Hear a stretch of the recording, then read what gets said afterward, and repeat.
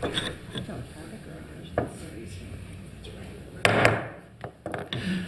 morning. I'm going to call to order this regular meeting of the Zoning and Planning Committee for Thursday, January 24th. My name is Jeremy Schrader, and I'm the chair of this committee.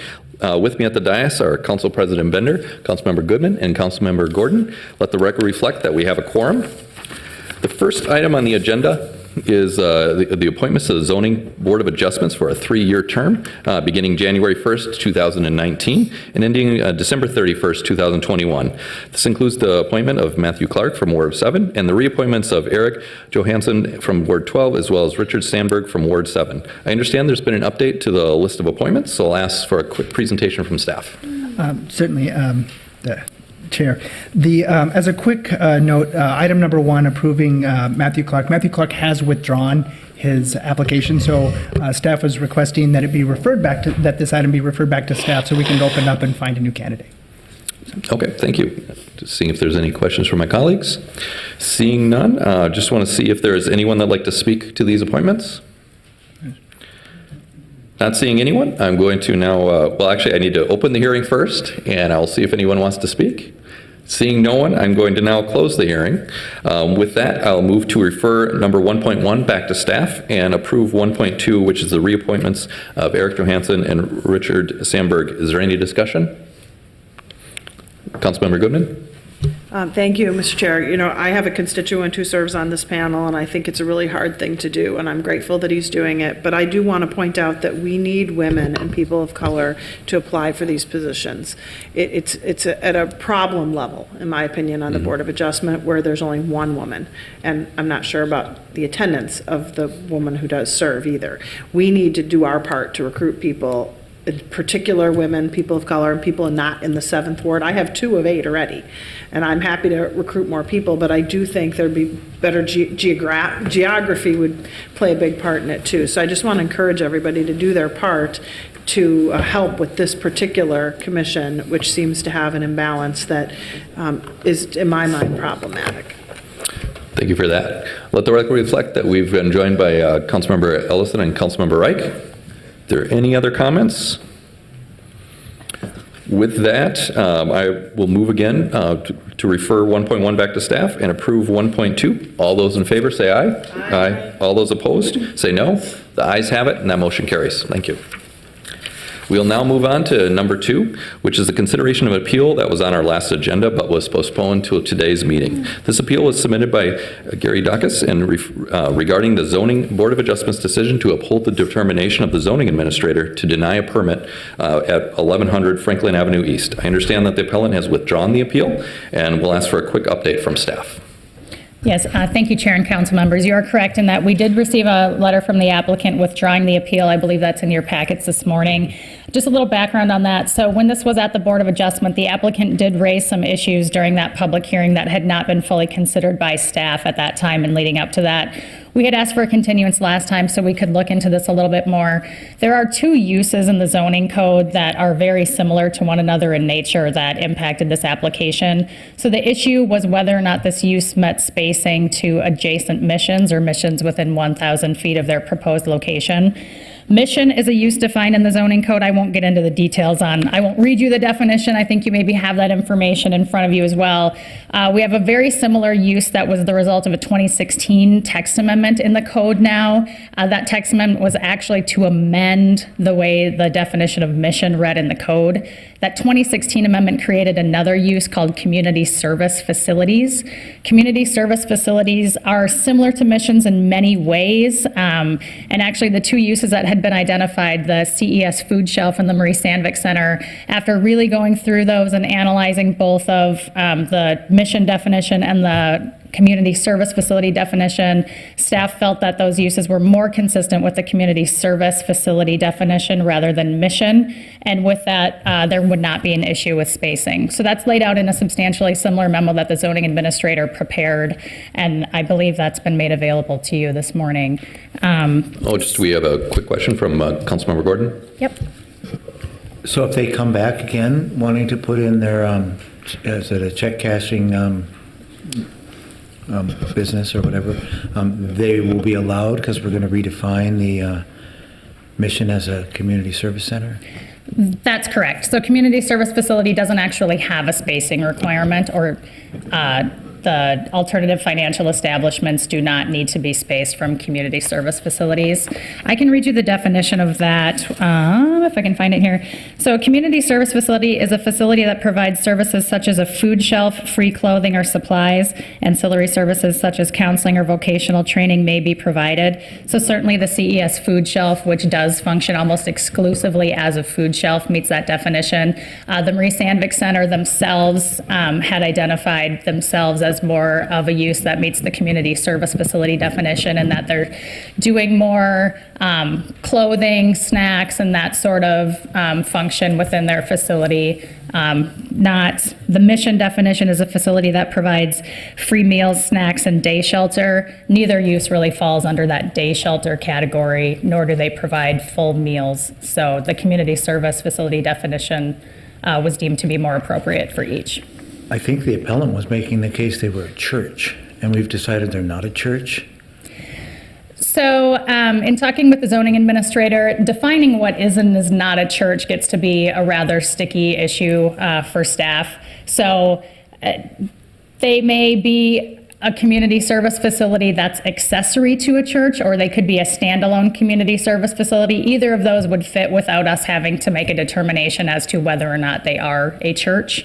They are certainly, there's some level of religious instruction that occurs there. So they are registered, I believe, with the state as such, but we have not gotten into defining whether or not they are a church, because the community service facility definition certainly fits that accessory function of the use, which would be providing snacks, providing clothing, providing other household goods to people in need. And we don't actually have defined a church in our code. We define a religious a place of religious assembly. Religious institution, place of assembly, Okay. yes. Do you think it's time, I wonder about the whole idea of a mission or what it is. It's not common language anymore. I'm not sure that it describes anything that people understand as what it should be. It might be archaic, and maybe we need to get rid of it. It seems like the only use it served is actually in terms of spacing requirements in situations like this, because we may in fact not want neighborhoods that are swamped with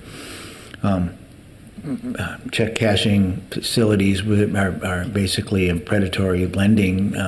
So I'm not saying they all are. I don't really know all the practices, but this is a story that we hear often, is that businesses will open in poor neighborhoods. They'll end up charging so much just to cash your check because you're unbanked and you don't have a bank account, and they're providing a service, I suppose, but they're also profiting off of people. And so I think we obviously have identified somewhere in the history of the city that we think they should be spaced away from some uses. So there must be some reason why we decided that we didn't want them all over the place.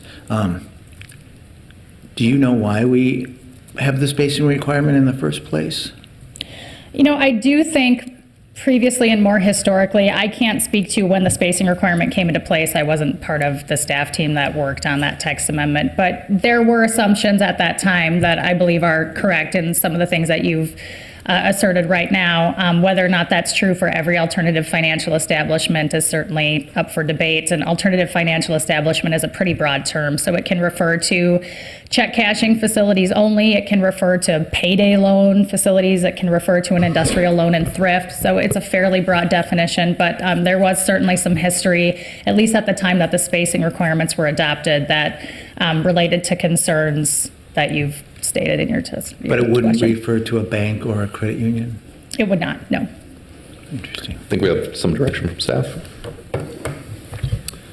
Chairman Schrader and Councilmember Gordon, historically the zoning code has had a number of spacing requirements, including spacing from missions. So it's not just spacing from check cashing, it's spacing from missions. We've had spacing between adult uses in schools and libraries. And historically, the spacing has typically not been reciprocal. So in other words, the classic example we have is we had an adult use at 9th and Hennepin, and on the same block face, the school board built a new school. So if the school had been at 10th and Hennepin, the bookstore couldn't have gone into 9th and Hennepin, but there was nothing to stop the school board from buying a property and building a school down the street from an adult use. So these things, there was often what was called secondary deleterious effects associated with certain uses, including eleemosynary uses. Typically, free stores that gave away clothes often presented problems. Patrons would go in, they would get a bag of clothes, they would walk down the alley and kind of sort through what they wanted, and what they didn't want would end up in the alley. So we've had spacing for a variety of uses. They were well-intentioned at the time. They were based on kind of the city as it was at that time. I think a lot of things have changed. I think that the change in recognizing there's uses that are not associated with religious institutions doing good work, helping people, is reflected in the text amendment. So we'll be looking at a lot of things in the zoning code, as we know, with the adoption of the 2040 plan. We could look at spacing. We could look at how we're categorizing these things.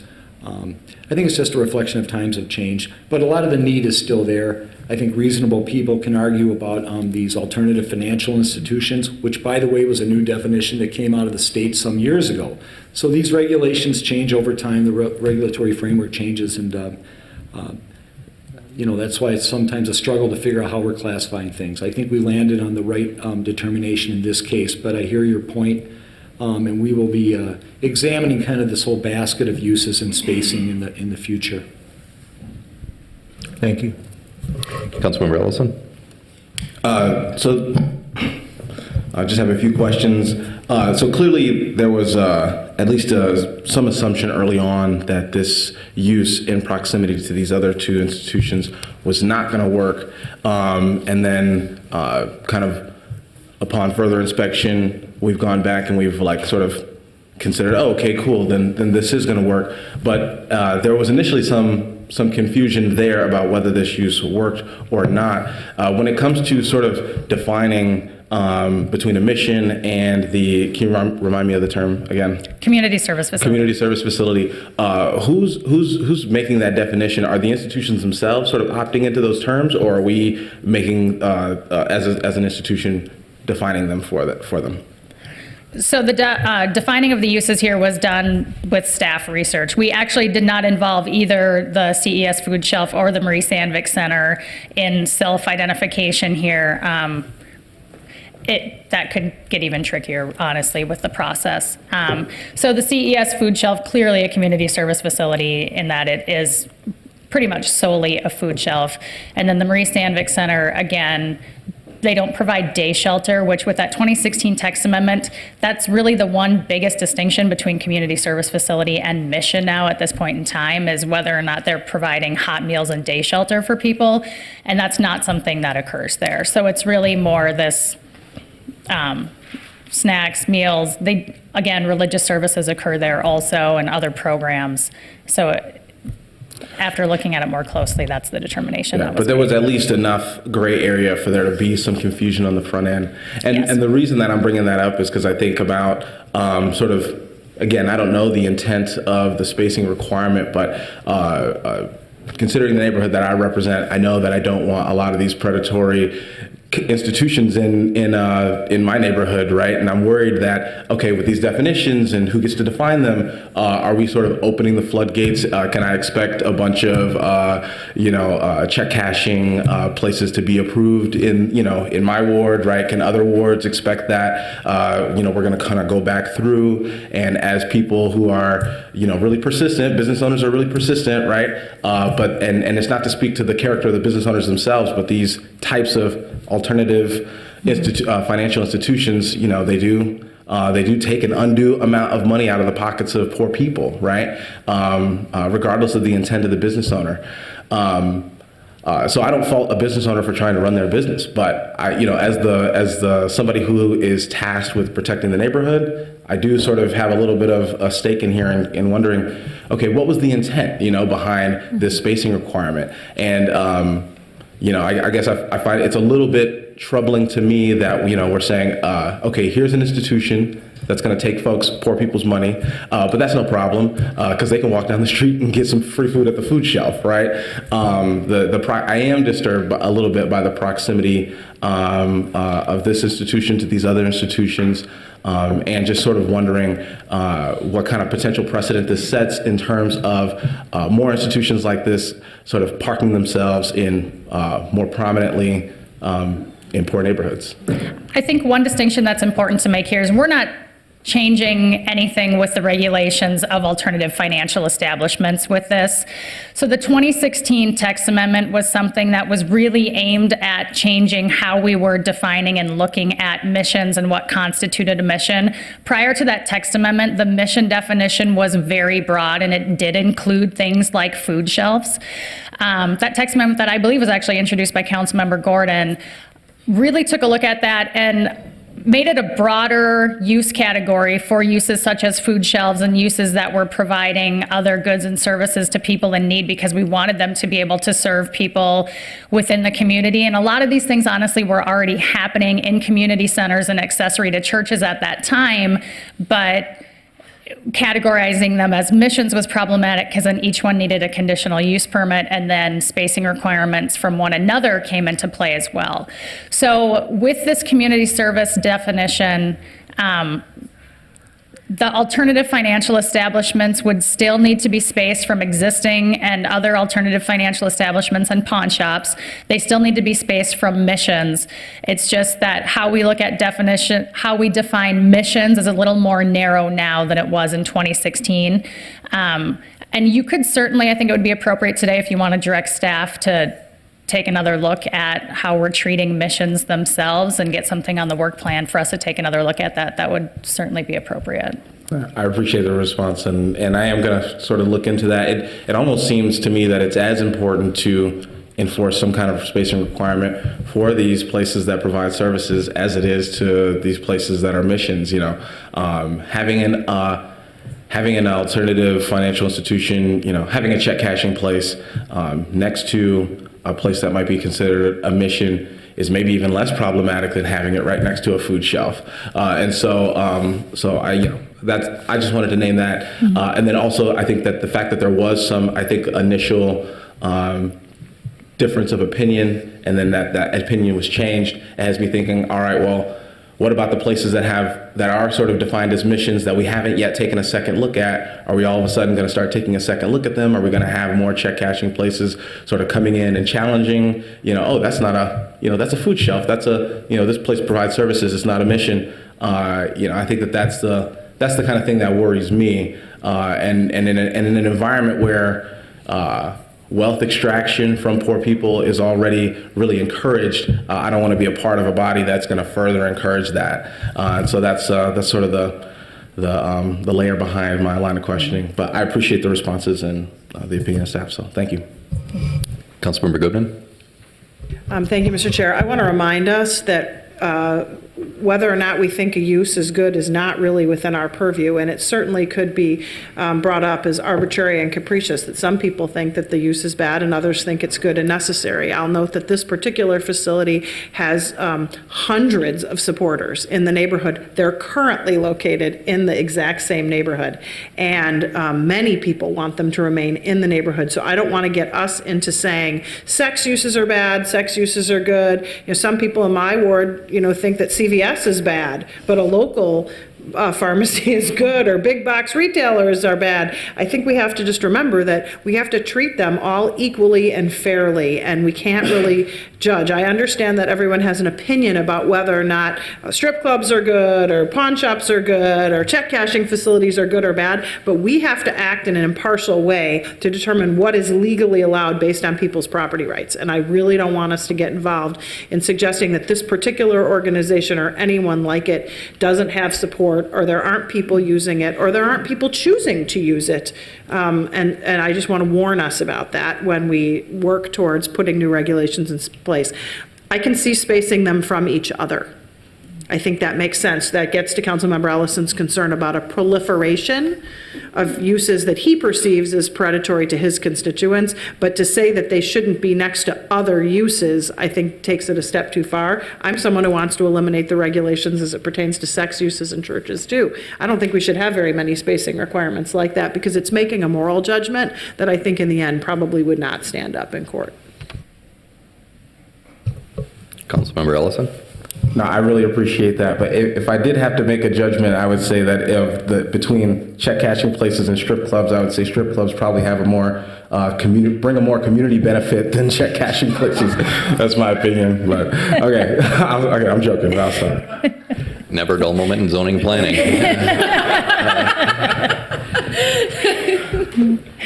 Seeing anyone else? All right, is there a motion? Just a motion to withdraw? Does anyone want to make that motion? Mr. Chair, you do still need to open the hearing as it was continued at So the last meeting. stick to the script. Okay. With that, I will open the public hearing that was not closed at our previous meeting. Would any member of the public like to speak? Any member interested in speaking? Seeing no one, the hearing is now closed. Thank you. And with that, I will look for any motions. I'll move to withdraw.